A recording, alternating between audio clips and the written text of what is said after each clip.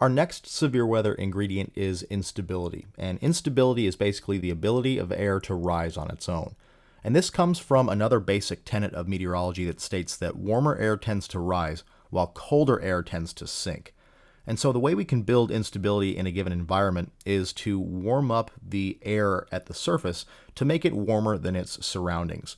And when the air is warmer than its surroundings, it will have a tendency to be able to rise on its own. There are a number of ways we can actually achieve this. The first is through the sun. When the sun is shining on the morning or afternoon of a severe weather event, that allows the air at the surface to warm to a point at which it becomes warmer than the surrounding environment, and then it can rise on its own. The second way to do this is to transport warmer air into a region from elsewhere. So in our previous section on moisture, we talked about how that air mass that sits over the Gulf is consistent with higher dew points. That air mass is also a lot warmer. So ahead of these severe weather events, as that air mass gets transported inland into the United States, that air mass is much warmer and more moist than the air that was basically sitting there over the plains or wherever previously. So that allows the low levels in the air near the surface to warm up, become warmer than the surroundings, and be able to rise on its own as well. The third way we can achieve this is to transport colder air aloft. So the middle portion and the upper portion of the atmosphere, we can transport colder air from another region into a given region. That allows instability to build as well, because we can assume that it stays the same temperature. But if you make the air just above that colder, that allows the air at the surface to be warmer than the environment and rise on its own. We keep talking about the surface, but really this does apply to the entire atmosphere. We want the air at every level of the atmosphere to be able to rise on its own, or air from the surface to continue to rise on its own throughout the entire atmosphere. That means that the atmosphere is fully unstable, which can allow for storms to really tap into the environment in full and become their most robust.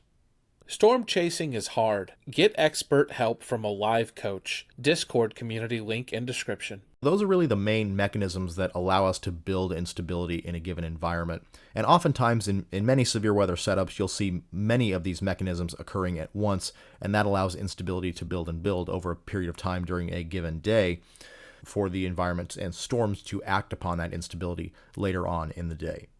Our main measure of instability is called CAPE, which stands for Convective Available Potential Energy. We won't go too deep into how this is calculated in this series. We'll talk a little bit about that in the next episode as well. But CAPE is our main measure of instability, and the more CAPE you have, the more unstable the environment is. And just for some general guidelines, severe weather events can operate with CAPE on the order of 200, 300, 400, 500 joules per kilogram. CAPE is a measure of energy per unit mass, so joules per kilogram. Again, don't worry about that too much, just focus on the values here. But instability is certainly an important ingredient, but severe weather events can happen with somewhat more limited CAPE. Generally, you see CAPE values of about 1,000, 1,500, 2,000 joules per kilogram. Anything above 2,500 joules per kilogram is considered strong instability. Anything over 4,000 joules per kilogram is considered extreme instability. Now, the amount of CAPE does not directly correlate to tornado production. What it does correlate to is updraft strength. So the more CAPE you have, the stronger and more robust updrafts can be. The faster that air can move upward within the updrafts. And that leads to more robust storms and perhaps more severe storms in certain cases. But it does not correlate directly to tornado frequency or tornado production in storms.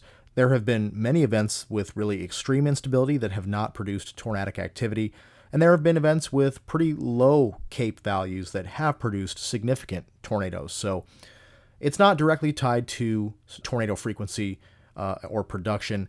We're going to talk about the variable that really does correlate to that and really does modulate tornado production here in just a second. Of course, you do need some instability to support robust updrafts, which can become full-fledged storms and severe storms that can therefore produce tornadoes in the long run. Remember to check out those links in the description below, and then watch another video.